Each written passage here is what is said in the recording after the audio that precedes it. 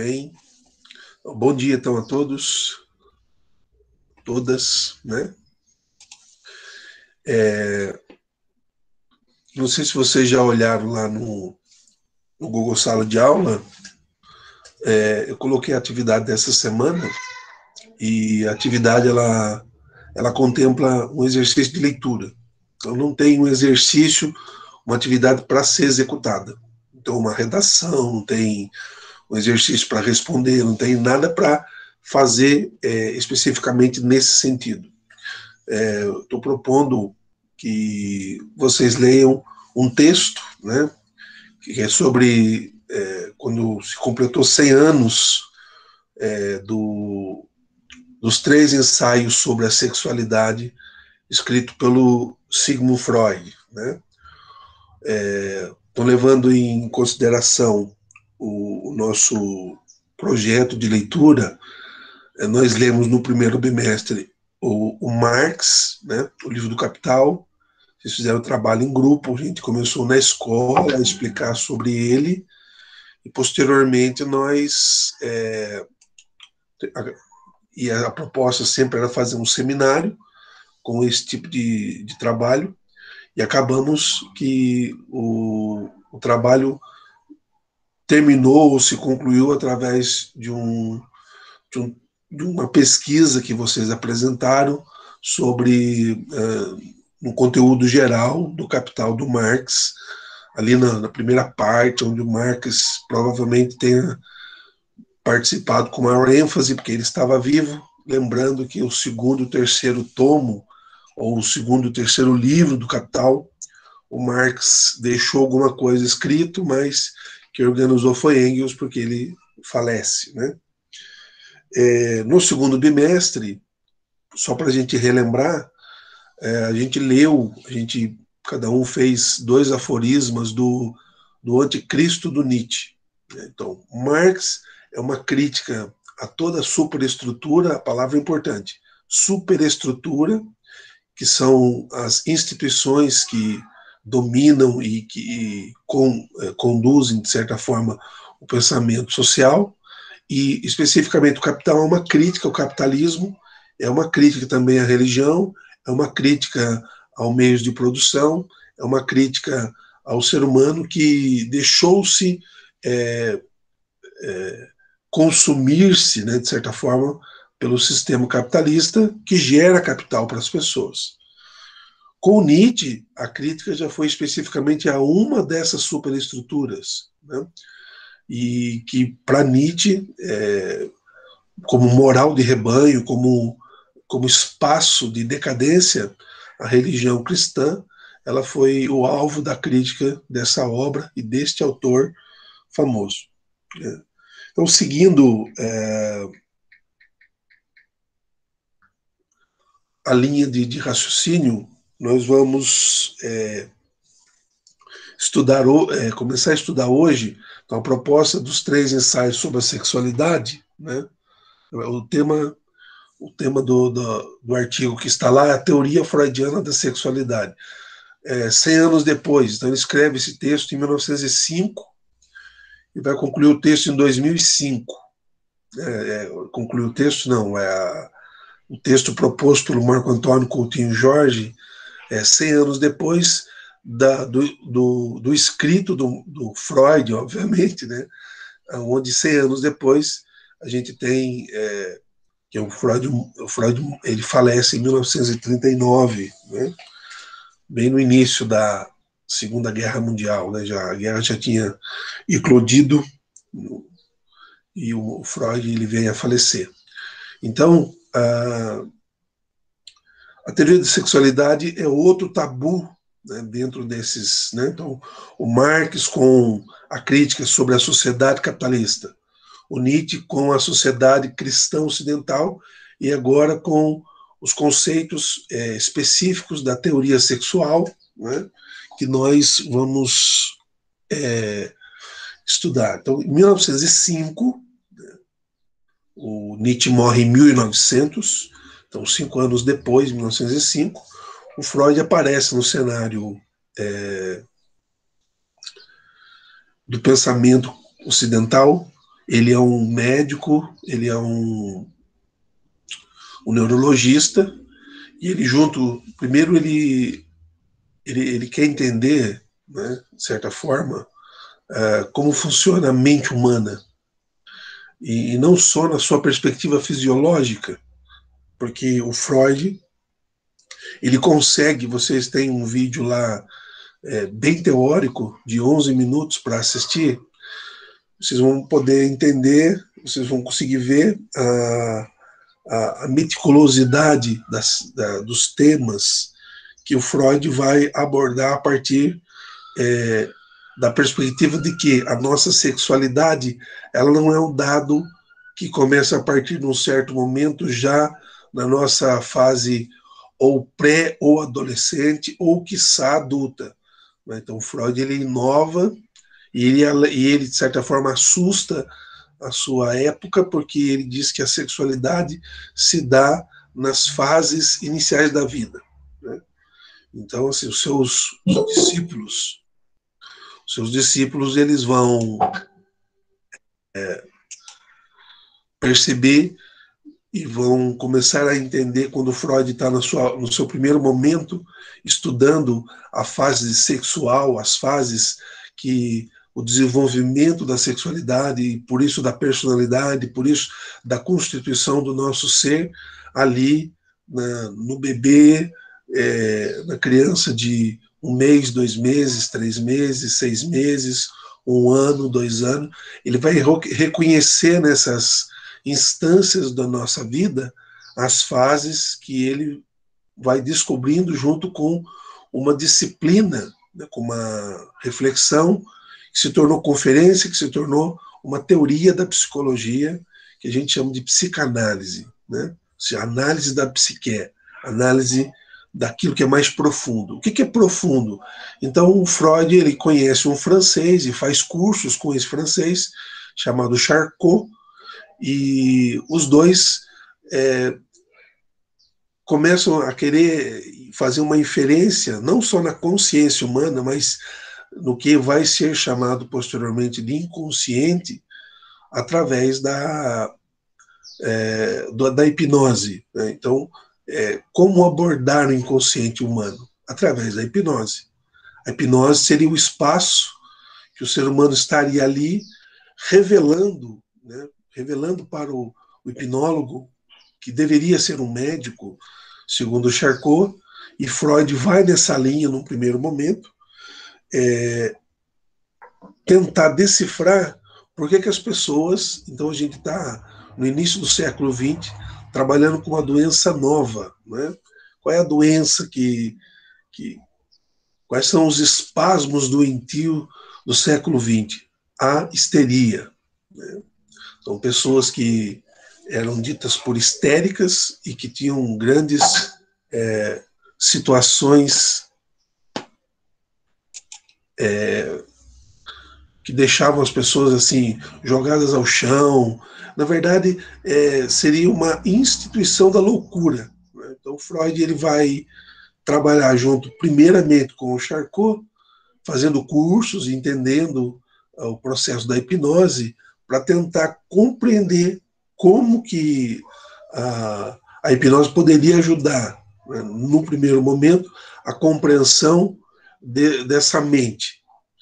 No segundo momento, essa mente que despoja no corpo todas as suas a virulência, que ele vai chamar de pulsão, né? Ou seja, existe uma energia que é descarregada na mente, no corpo, que ele chama de pulsão. Ela, muitas vezes, ela é canalizada, então ele vai chamar mais propriamente essa energia no segundo momento, já com a teoria da psicanálise em voga, de sublimação, né? E é interessante também falar de inconsciente, porque é aquilo que de nós não sabemos, né? Então, porque a gente sabe muito pouco de nós. Então, Freud chega a essas, de certa forma, a esta premissa de que nós não nos conhecemos, de que nós sabemos pouco da gente, porque o nível de consciência nosso é muito pequeno. daquilo que eu sei sobre a minha personalidade, a minha pessoa, e o nível de pré-consciência também, aonde eu possa ter certo acesso. Mas a inconsciência ou o inconsciente, como um grande iceberg, onde tem um terreno profundo da minha personalidade, das minhas frustrações, do meu eu mais específico, o Freud ele vai vagarosamente tentando entender e vai tentando também compreender por que tudo vai indicando para o descambo, né, dessas pulsões, dessa energia para a sexualidade. Interessante, vocês acho que já devem ter ouvido falar, uma expressão que se brinca muito entre psicólogos ou entre pessoas também, às vezes no senso comum a gente escuta, Freud explica. Por que Freud explica? Ou nem Freud explica? As duas frases elas têm o mesmo sentido. É quando a pessoa ela tem um comportamento muito estranho, muito, vamos chamar assim, um comportamento muito ousado para a sociedade. Então, se Freud tentou explicar tudo, se Freud tentou compreender essa natureza humana, compreender a mente humana, o corpo humano, as suas histerias, o seu descambo para a sexualidade, ele então é capaz, de certa forma, de ter conseguido dar um grande passo à compreensão do ser humano em si, né? Não obstante,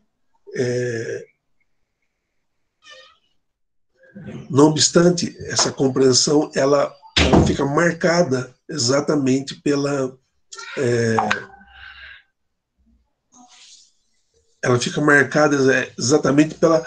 necessidade de entender, de introjetar alguns conceitos que ele vai, num primeiro momento, conseguir, junto a esse francês, né, o Charcot, que hipnotizava as pessoas para tratar essas doenças mais revoltantes, que traziam mais machucados efetivos à alma humana, tal como a histeria ou os prenúncios de loucura no início do século XX. Né? É interessante que o Michel Foucault vai escrever um livro sobre a história da loucura, e eu acho que há uma contribuição muito grande da psicanálise para a compreensão desse mecanismo, onde há um isolamento de certo tipo de pessoas que sofriam e que não se entendia o que acontecia com essas pessoas. E essas pessoas elas eram tratadas de uma maneira muito, muito dura, muito fria, muito complicada. Né?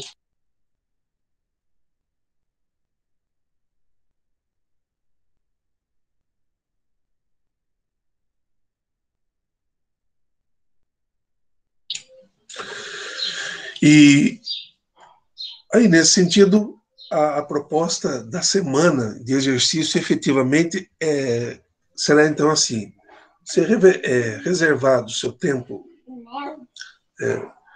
O texto de vocês não é muito grande, né? Eu não coloquei o livro especificamente para ser lido, é um artigo, mas reservar aí uns 20, 30 minutos da semana até o dia 8 para fazer a leitura. É claro, né? Você faz a leitura do seu jeito, faz as anotações do jeito que você achar melhor, se for o caso, ou só faz a leitura. Essa semana não tem um exercício específico a ser efetivado, mas o exercício é o hábito da leitura. Né? Assim, a gente tem uma semana diferenciada. Né? Falava para vocês desse texto de 1905, ele é importante. Tem outros, né? Estava pensando, a gente já estudei já esse, né? Chama-se O Mal-Estar da Civilização. Aqui o Freud ele mostra bastante do trabalho da psicanálise em relação à vida sexual humana, né? E há outro texto também, onde chamado Totem Tabu, e também trabalhando questão tanto do totemismo, da religiosidade, como um grande tabu que imputa nas pessoas a culpa, né? Então, assim, as pessoas mormente religiosas desenvolveram o complexo da culpa, né? Que é um dos complexos que Freud vai trabalhar, porque faz parte, a censura faz parte dessa proposta freudiana de tentar libertar o homem dessas amarras do totemismo religioso. E o tabu é compreender-se enquanto pessoa sexuada, né? Pessoa que possui um sexo, possui uma dimensão sexual. E o sexo entendido não só na genitália ou numa opção de, né, do que a religião chama de prevaricação, né? De querer ter comportamentos sexuais. Isso faz parte da dimensão sexual, mas não é somente isso a dimensão sexual, né? Saiu também pela Companhia das Letras. Eu tenho 5 volumes das conferências introdutórias do Freud sobre a psicanálise. Nesse texto particular, sobre a teoria das neuroses, né? Tem um artigo que está no LinkedIn, que eu escrevi, sobre a fixação no trauma da neurose, para explicar, né, que é uma palavra interessante, né? Fixação, o trauma inconsciente, ela gera, de certa forma, uma neurose. Eu escrevi um artigo sobre a fixação do presidente da República na época da caneta, né? Quando um indivíduo tem uma fixação no objeto, e esse objeto, de certa forma, ele é ponto de prazer, ele é ponto que detona ali o prazer, e, de certa forma, o prazer ali também uma expressão de poder.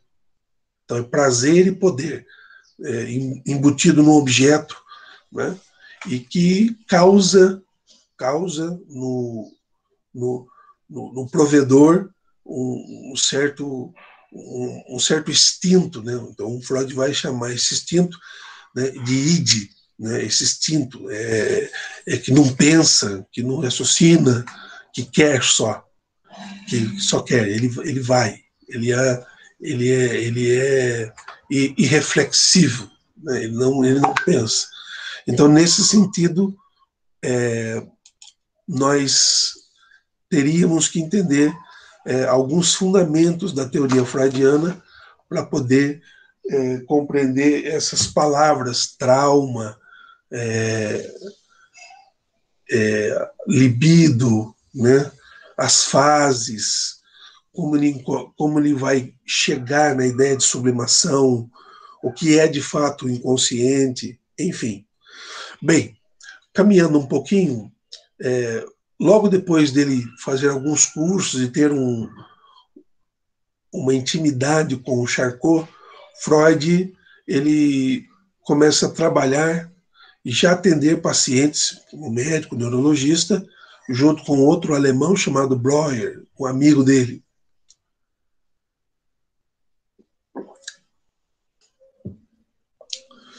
E ele também, no mesmo ano que morre o Nietzsche, né, 1900, pouco antes dele escrever os 3 ensaios sobre a sexualidade, que vocês vão ler, ele escreve a interpretação dos sonhos. Então, Freud também ele entende que não só na vigília, quando a gente está acordado, a gente está produzindo matéria para ser estudada, refletida, mas também em estado de repouso. Quando a gente está dormindo também, os nossos sonhos são indicativos, né? Ele chama de fase onírica ou situações oníricas, que são os sonhos. Eles também revelam parte das nossas frustrações e parte dos nossos desejos que a gente conseguiu efetivar. Então, o sonho é esse espaço que a mente tem para poder sentir-se ou não afetado ou não pelo desejo, pelo prazer, né, pela capacidade de potência, né? Então, para se entender isso, né, tanto da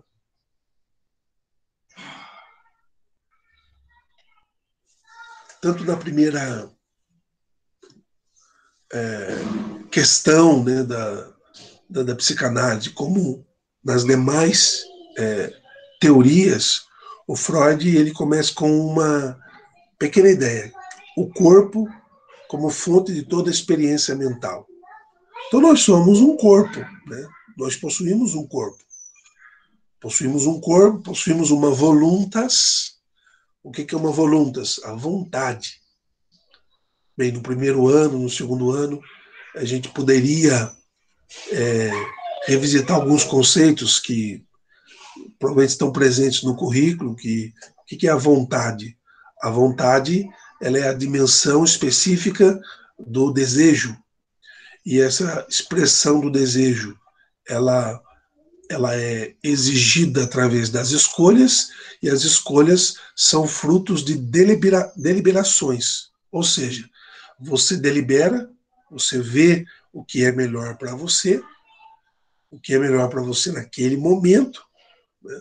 Então tem um pouco a ver com o tema da liberdade que nós estamos estudando. Nós vimos a liberdade enquanto anarquia, uma dimensão política da liberdade, e no último encontro que nós conversamos, falamos da liberdade enquanto determinismo, ou seja, um caminho pelo qual eu não consigo mudar o rumo, porque está determinado a acontecer assim.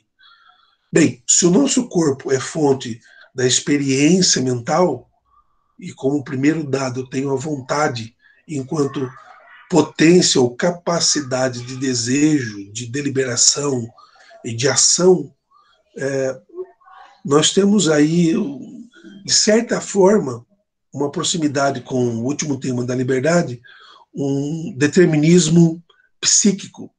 O que o Freud quer dizer com isso, né? Ele inicia o seu pensamento teórico dizendo que não há nenhuma descontinuidade na vida mental. Então nós temos o consciente, aquilo que eu sei, que eu estou sabendo, o pré-consciente, que é uma parte do inconsciente, né, e essa parte do inconsciente ela pode ser sabida, e temos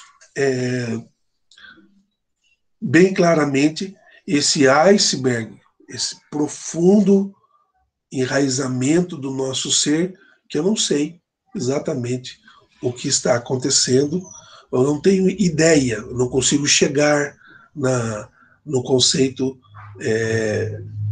de mim mesmo, sobre o que eu sou. Então tem vários casos, várias análises de casos durante a sua obra, durante os seus escritos, onde Freud mostra a tentativa de acessar, né, o inconsciente. Chegou um certo momento da vida, do trabalho, do descobrimento das lições da psicanálise, que o Freud se afasta, teoricamente, do francês Charcot. Por quê? Porque ele descobriu que a hipnose não era tão...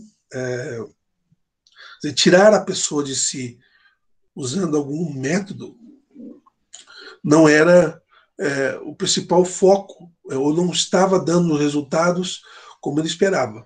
Então precisou-se de uma nova abordagem. Essa abordagem ele vai fazer quando Breuer dá alguns pacientes dele para que Freud atenda, né? E, então você tem vários estudos de caso do Freud conversando com pacientes do Breuer, né? Uma senhorita lá vai narrar a sua história para ele, e aí nasce, de certa forma, o divã, né? Ou seja, aquele espaço da pessoa senta ou deita e ela começa a narrar as histórias, a contar as histórias que afligem a sua psique, né? E essas histórias, o analista, né, O psicanalista, ele não está só preocupado naquilo que a pessoa está dizendo, mas ele está tentando entender o sentido ou o significado das coisas que estão sendo ditas, né? Então, o caso da moça, que é analisada por Freud, ela dizia que ela tinha uma profunda vergonha do jeito que o pai morreu, porque alguns policiais foram até a casa dela e levaram ela até onde o pai estava com algumas enfermeiras, tinha uma enfermeira-chefe, né? Então, a narrativa da moça dizia, no filme Freud Além da Alma, né? Posso indicar para vocês, é um filme muito antigo, mas é muito condecorado esse filme. E nesse sentido também aparece que toda essa construção mental dessa paciente de Freud era para esconder que o pai não estava no hospital, que não eram policiais e muito menos enfermeiras, que o pai estava num prostíbulo. Então, na descrição que ela faz no divã de Freud, sendo ainda uma paciente do Breuer, Freud descobre que há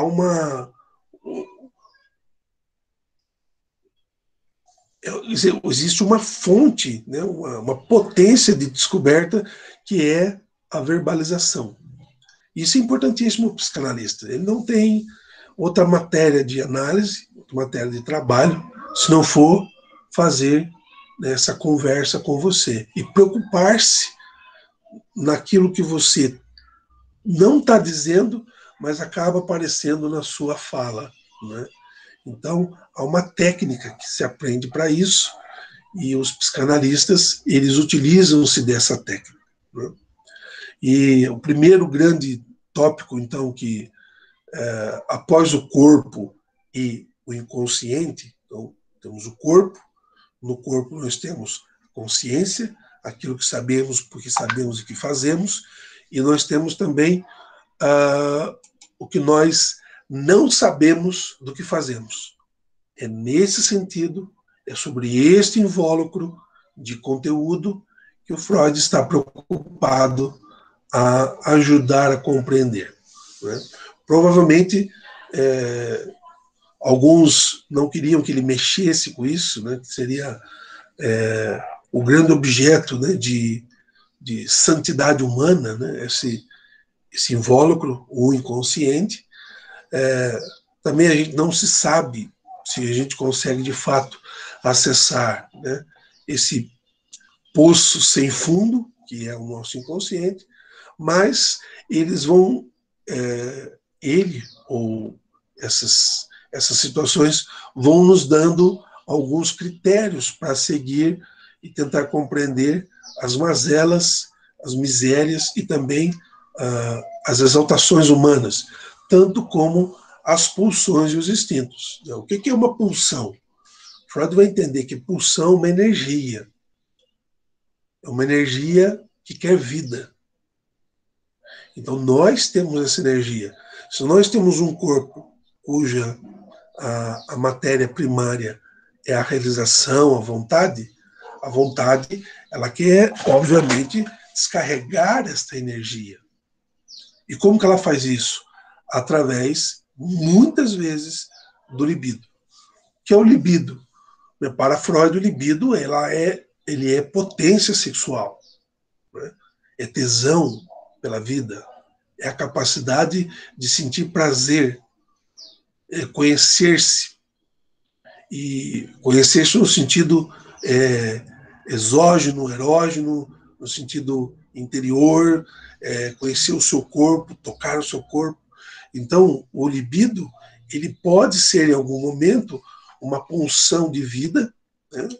Porque é uma pulsão de vida, e pode também ser uma energia agressiva. Então, ele começa a montar ou a esquematizar um tema da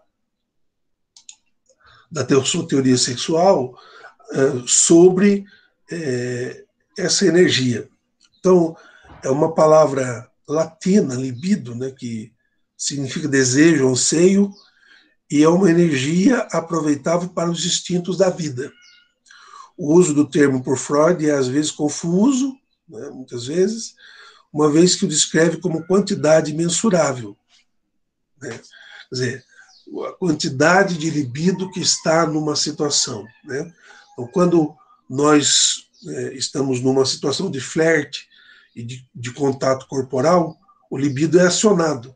O quanto, então, parece-me, né, segundo alguns autores, ou o próprio Freud, nos seus escritos, que é possível mensurar, né, essa capacidade de libido, né, de ordenação, que nós estamos criando e conectando a alguém, a algum objeto, ou alguma situação, ou uma imagem de si mesmo, que seria uma espécie de narcisismo, né?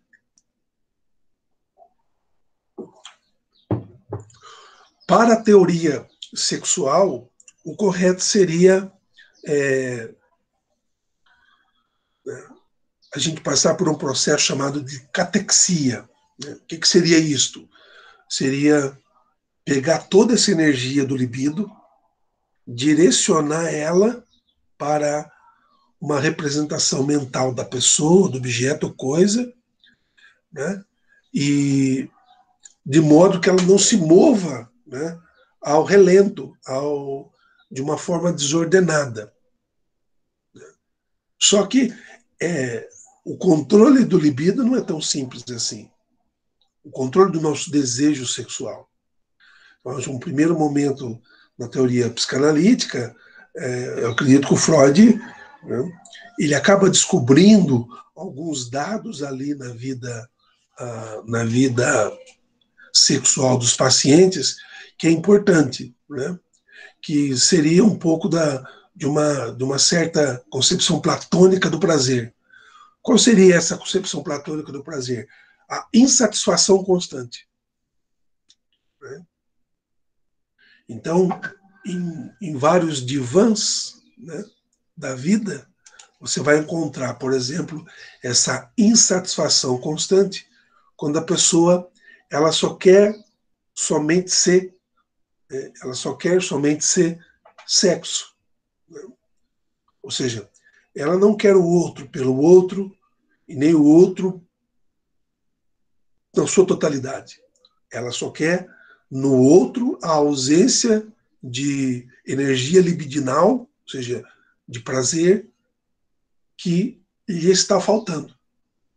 Então, isso é muito comum. Então, essa teoria platônica do prazer enquanto ausência, ela passa um pouco pela compreensão de Freud sobre a busca de prazer. Né?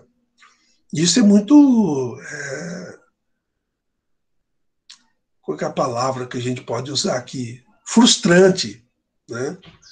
Porque se você tem no outro somente um objeto de prazer, e você tendo satisfeito a si mesmo, você abandona o objeto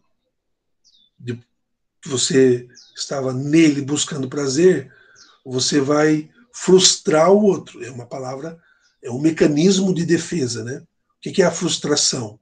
A frustração é sentir-se o objeto de alguém. Então, Freud ele vai entrar nessa linha um pouco do prazer, que é a ausência platônico, e vai se deparar com muitas situações onde o outro ele é apenas o objeto do libido. O outro não é o outro enquanto outro, mas o outro é objeto do libido. E aí ele, ao me completar, e ele, né, aí entra uma linguagem, né? O Freud tem uma expressão interessante que entra um pouco na linha do Marx e do Nietzsche em relação à religião. Né? Dos pacientes que que estiveram comigo no meu consultório, os mais doentes são dois: os religiosos e os que tinham algum tipo de confusão com a imagem do pai. Então isso é interessante, né? Quer dizer, os religiosos teriam algum quê a mais de complexo sobre essa tentativa de catexia, de direcionar a teoria libidinal para uma chamada, um complemento, uma eloquência, sei lá, uma, uma organização do prazer disposto não só na região, né, da genitália, mas como um todo, né?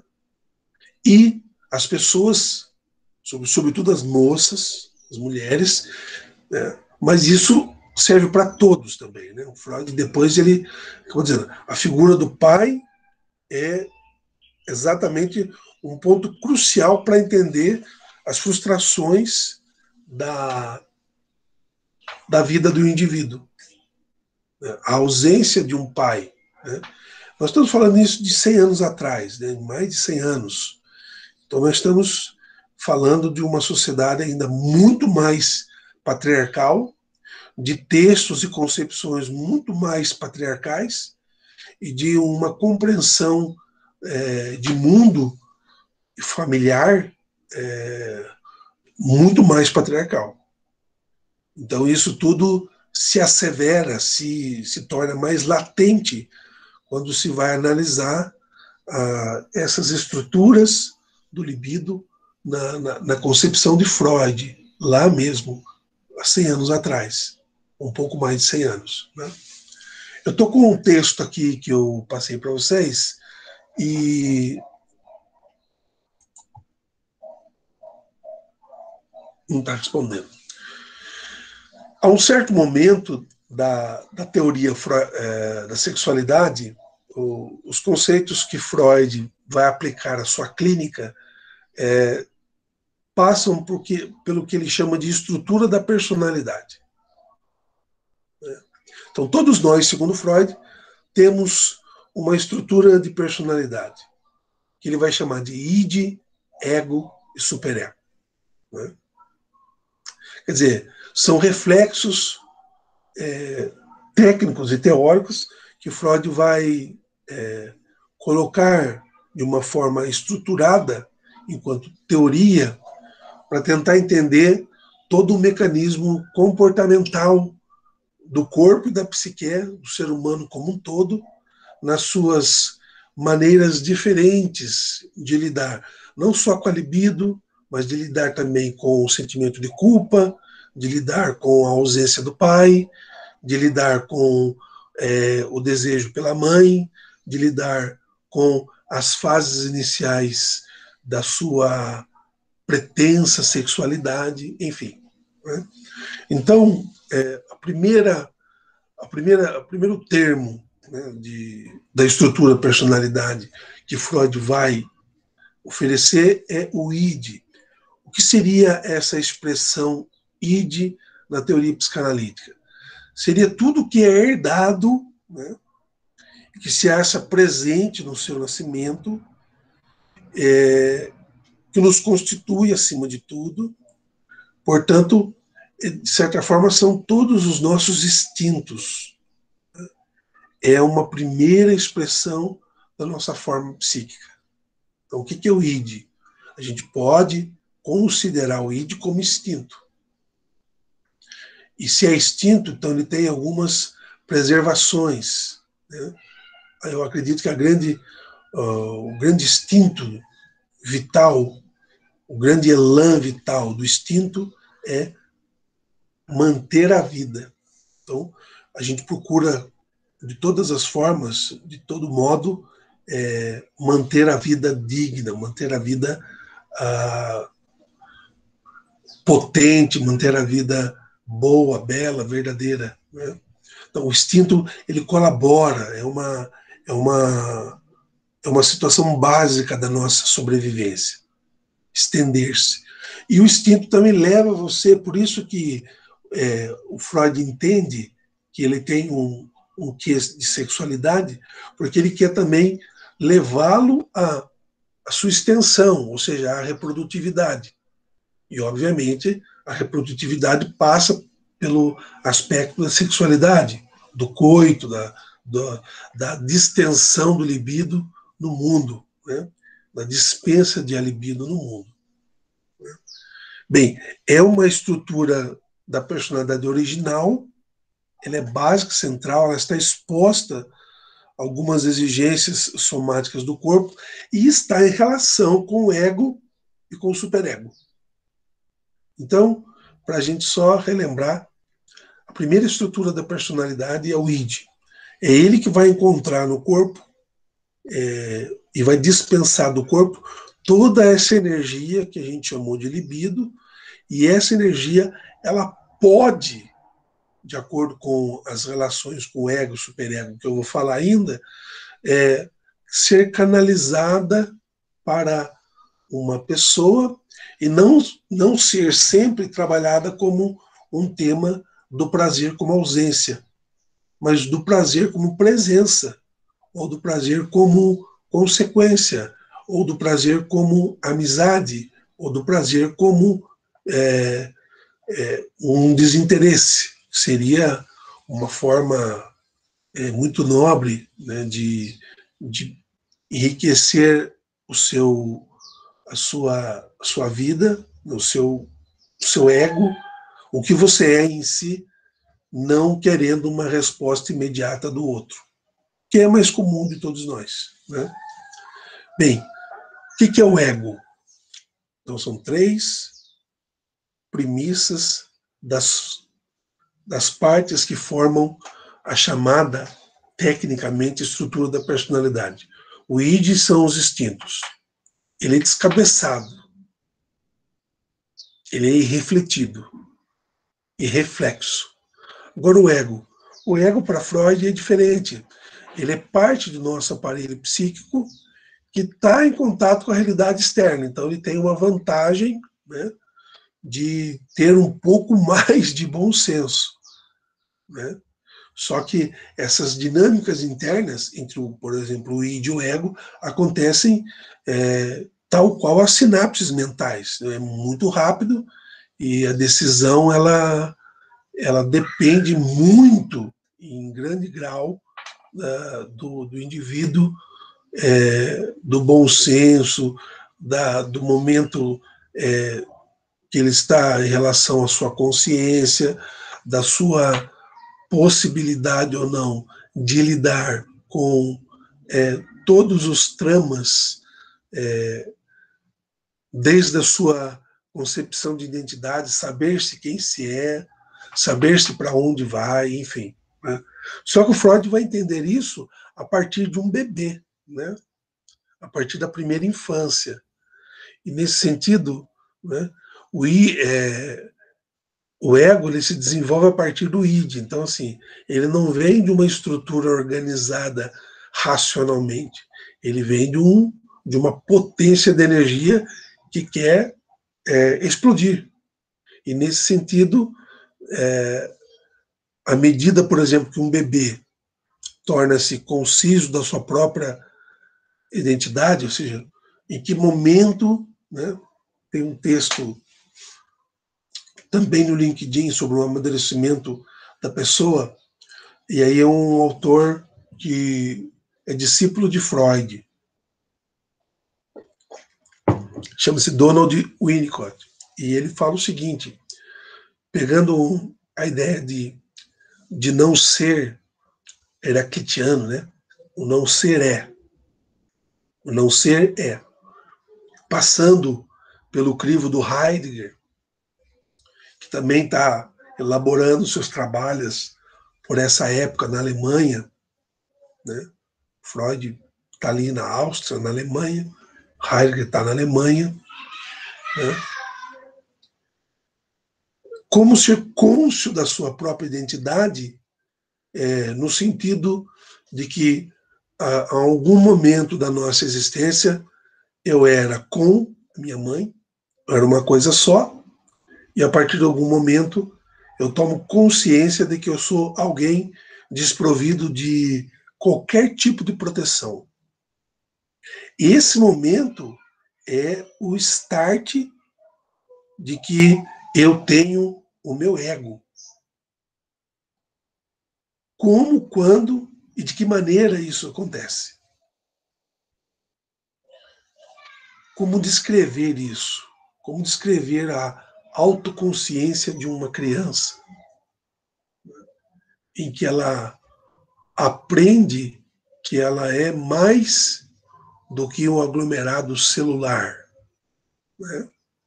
Que ela é alguém. Quer dizer, ela não sabe ainda o que ela é, mas ela se vê solitário, isolada. Então, na fase do ego, nessa dinâmica da estrutura do ego, ele originalmente criado pelo id, na tentativa de enfrentar a necessidade de reduzir a tensão e aumentar o prazer, né? Por quê? Porque o id é só prazer. E a gente não pode ser só prazer.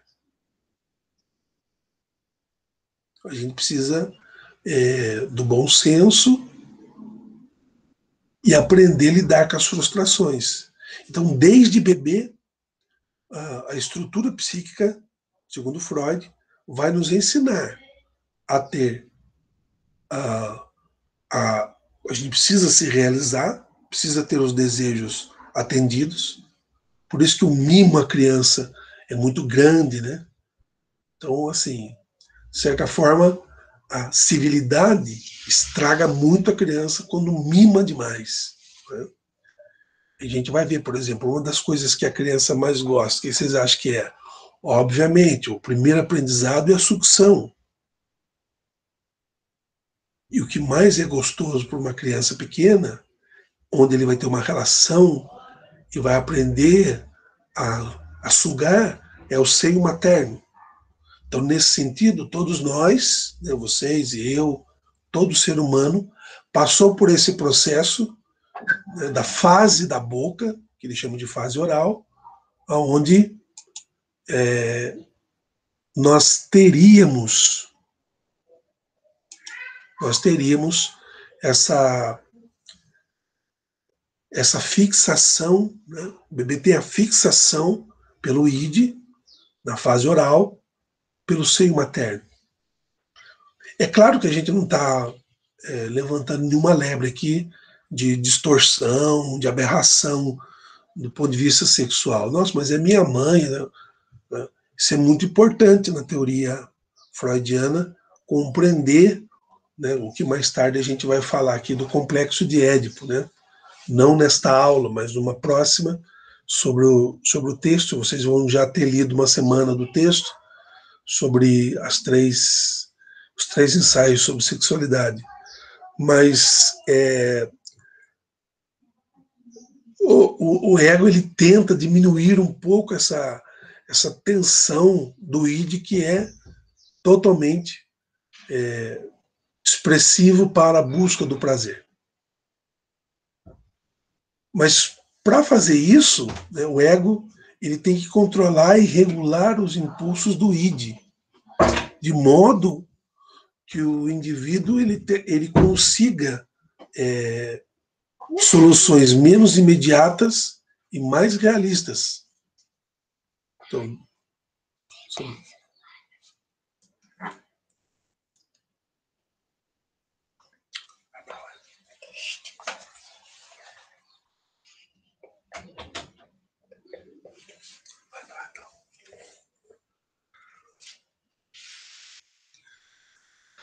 Camila. Não fala isso, pai. Pode deixar. Então, pessoal, o ego tem como missão. Obrigado. O ego tem como missão tentar remediar um pouco esse descabeçamento nosso por prazer, né? Porque já dizia o bom e velho Aristóteles, a gente precisa de uma harmonia, né? Tudo que é demais faz mal. Também a sexualidade demais faz mal. E sexualidade de menos também faz mal. Então precisa de uma harmonia. Então, instinto demais faz mal. Nós precisamos, obviamente, então, de encontrar esse espaço harmônico, esse meio termo justo, equilibrado, onde a vivência da sexualidade ela seja uma realidade. Olha para vocês verem o exemplo que o Freud dá, né? O encontro heterossexual. O id sente uma tensão que surge da excitação sexual insatisfeita e poderia reduzir esta tensão através da atividade sexual direta e imediata. O id é isso aí. Ele quer sexo. O ego tem que determinar quanto da expressão sexual é possível e como criar situações em que o contato sexual seja o mais satisfatório possível. Quer dizer, o fato de eu estar tendo uma relação, um encontro heterossexual ou homossexual,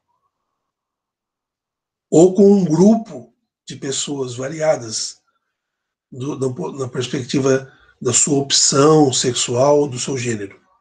Enfim, qualquer relação onde o id ele queira tirar, e ele vai querer, tirar proveito prazeroso, imediato, é o ego que faz o controle de como e quando as situações. O id nos levaria a cometer algum tipo né, de deselegância, até mesmo de crime. Né? Obviamente que aquele texto sobre a teoria do trauma, né, quando fala do id aqui, ele está falando exatamente de um pensamento irreflexo e refletido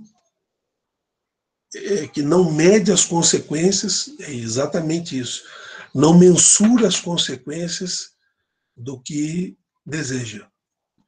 O ego colabora nesse sentido a determinar as consequências de um desejo irrefletido. Pessoal, só para encerrar, né, o superego.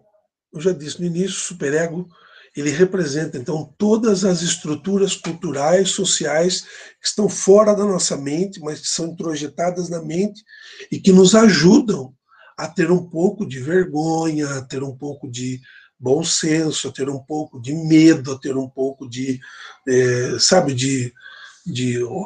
se enxerga. Então, o superego é isso. É a última parte. E ele não vem do id, por isso que ele é mais consciente, ele vem do ego. Ou seja, o id produz o ego e o ego produz o superego. Ou seja, essas visões sociais, né, essas camuflagens, né, essas roupagens culturais que nós vestimos, para Freud, são atividades que o ego acabou superestruturando e de forma direta ou indireta, o superego apresenta três funções. Primeiro, a consciência. Segundo, a autoobservação. E terceiro, a formação de ideias. A gente vai parar por aqui hoje. Vou esperar que vocês, essa semana, consigam ler o texto. Qualquer coisinha, vocês mandem lá uma pergunta. Tirem uns 20 minutos aí, uns 30 minutos aí por dia para fazer a leitura. Se conseguir em 2 dias, que bom. E eu acho que vai ser bastante legal para a gente poder também ter elementos para perguntar. A gente vai entrar nas fases da sexualidade na próxima aula e eu volto a comentar um pouco mais de superego, tá bom? Gostaria de agradecer a vocês que acordaram, vieram para a reunião, né, para o nosso encontro, desejar aí uma boa quarta-feira, uma boa continuidade de aulas e valeu, um abração. Até mais, Tainá. Obrigado para vocês. Valeu, Fábio. Valeu, Esther. Tchau, Ana Júlia. Camille, Andressa, obrigado. Lucas, obrigado, valeu. Zé William, obrigado, valeu.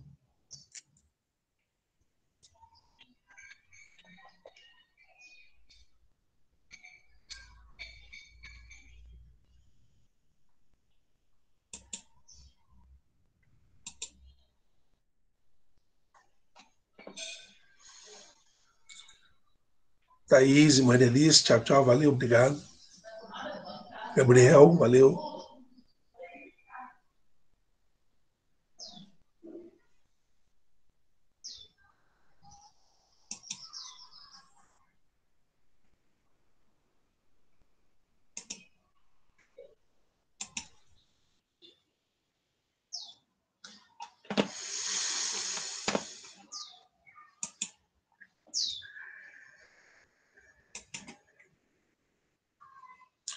Então, hoje você pode ter visto aí uma introdução ao pensamento de Sigmund Freud. Nós falamos um pouco do corpo, do libido, da linha, né, dessa linha de determinação do libido.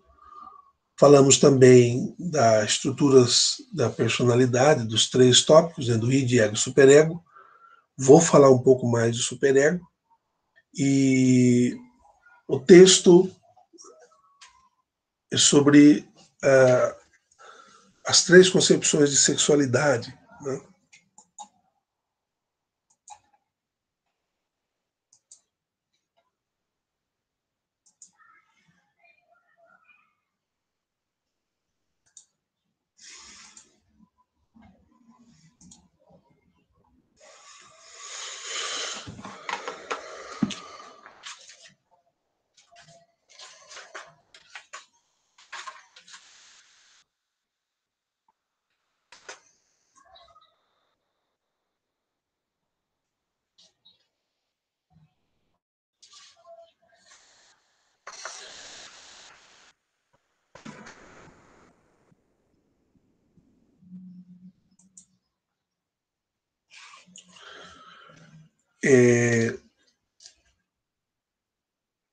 Em 1916, o Freud escreveu um texto chamado Os Atos Falhos.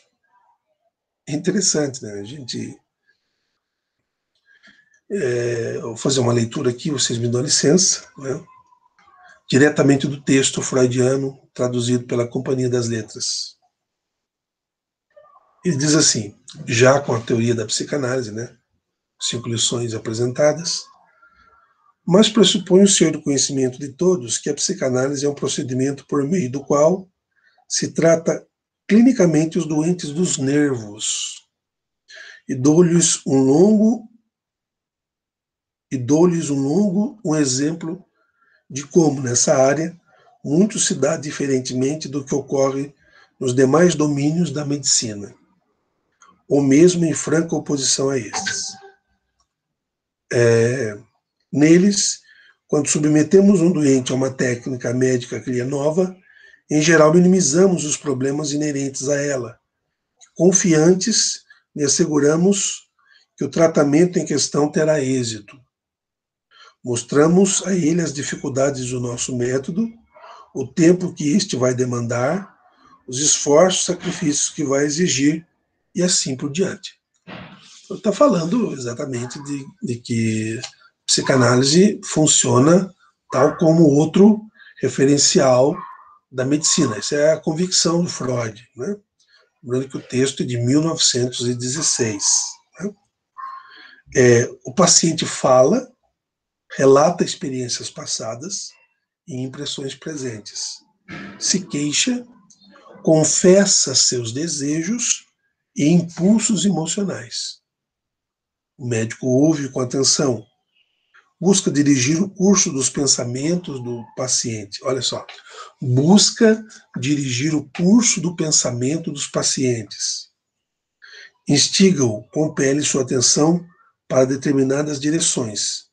Dá-lhe explicações e observa as reações de compreensão ou de repúdio, que desse modo desperta no doente.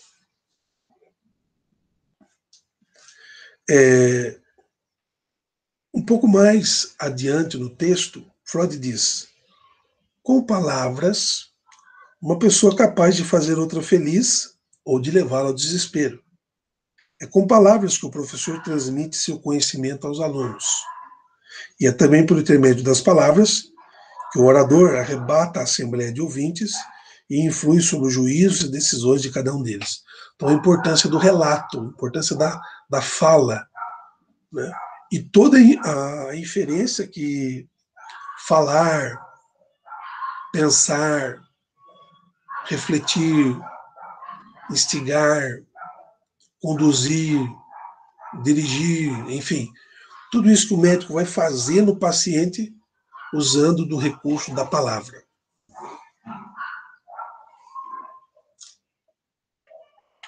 Então, a conversa que constitui o tratamento psicanalítico não admite ouvintes e não se presta a demonstrações. Então é um ato primordialmente de confessionário, né? O ritual. Portanto, os senhores não podem assistir a um tratamento psicanalítico. É o que ele escreve. Né? Bem, em sequência,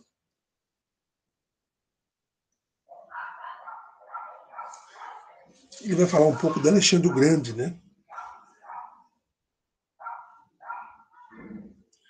Pergunta dele: que motivo os senhores teriam para acreditar na veracidade do mestre?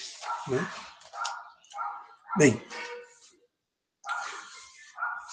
pouco mais adiante, após esse exemplo de Alexandre o Grande, né, onde ele se gaba das fontes antigas, e diz assim: agora tenho o direito de perguntar se não existe certificação objetiva da psicanálise, nem qualquer possibilidade de demonstrá-la. Como pode alguém aprendê-la, afinal, e se convencer da verdade de suas afirmações? Ou seja, toda a narrativa da história de Alexandre o Grande foi para dizer na confiabilidade dos documentos históricos. Então ele está dizendo o seguinte: como que vocês vão acreditar na teleologia benéfica da psicanálise? Ou seja, como vocês vão acreditar nos resultados? Através dos trabalhos que estão sendo feitos, que são relatados, documentados.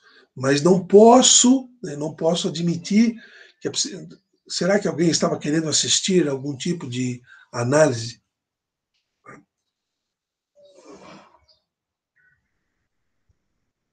Lembrando que no superego você tem a autoobservação como um ponto, né?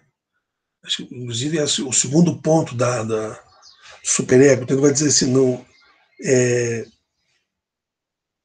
a psicanálise é algo que aprendemos e, em primeiro lugar, em nós mesmos.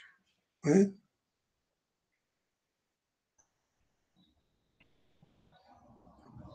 Não se trata propriamente daquilo que chamo de autoobservação, embora possamos, por necessidade, classificá-lo dessa maneira.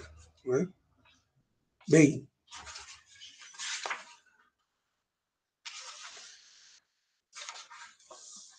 passo então para os atos falhos, que é o tópico 2. Primeiro, então, ele justifica a psicanálise como ciência, né? E eu gostaria de falar sobre os atos falhos. Então, ele diz que começou com os pressupostos da investigação e ele se refere, então, aos atos falhos, como o lapso verbal, Versprechen, que ocorre quando alguém, pretendendo dizer uma palavra, diz outra em seu lugar.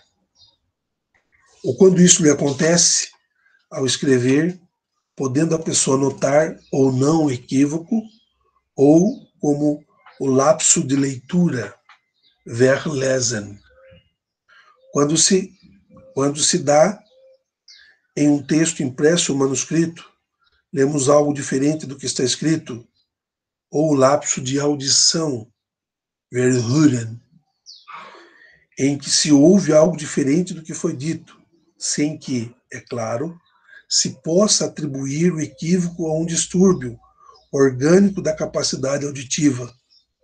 Outra série de fenômenos semelhantes se baseia em um lapso de memória, um esquecimento, Vergessen, que não é permanente, mas temporário, como quando alguém não consegue se lembrar de um nome que conhece, geralmente torna a reconhecer, ou quando se esquece de pôr em prática uma intenção, dela se lembrando posteriormente, ou seja, depois de ter esquecido apenas em determinado momento. Em uma série desses fenômenos, não se verifica o caráter temporário, como é o caso, por exemplo, do extravio, Verlegen, que ocorre quando alguém guarda um objeto em determinado lugar depois não logra reencontrá-lo, ou algo análogo à perda, verliehen, do objeto. Há aí um tipo de esquecimento que é tratado diferente dos demais. Porque, em vez de ser considerado compreensível, provoca perplexidade e irritação. A essas ocorrências juntam-se ainda certos equívocos, Irrtümer, nos quais também está presente o caráter temporário. Por algum tempo acreditamos em algo que sabíamos antes e sabemos depois, e não é o que pensávamos, além de toda uma gama de fenômenos semelhantes, conhecidos por diversos nomes.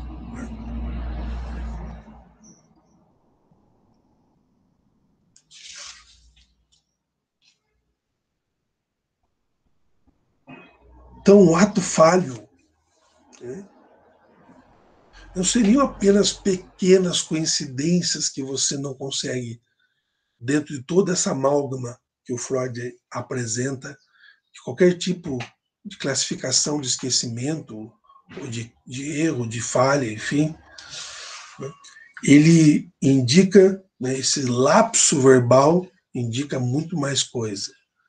Né? O lapso verbal ocorre com particular frequência quando alguém está cansado, com dor de cabeça, com iminência de uma enxaqueca, por exemplo. Né?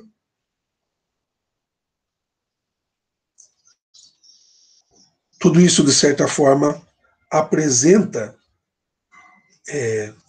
como uma proposta, às vezes, a intenção ou a não intenção do indivíduo em relação a algum tópico. Então fica para vocês aí a dica de tentar compreender, então, o que de fato é um ato falho. E aí a gente começa falando um pouco disso na próxima aula, superego e ato falho. Um abraço.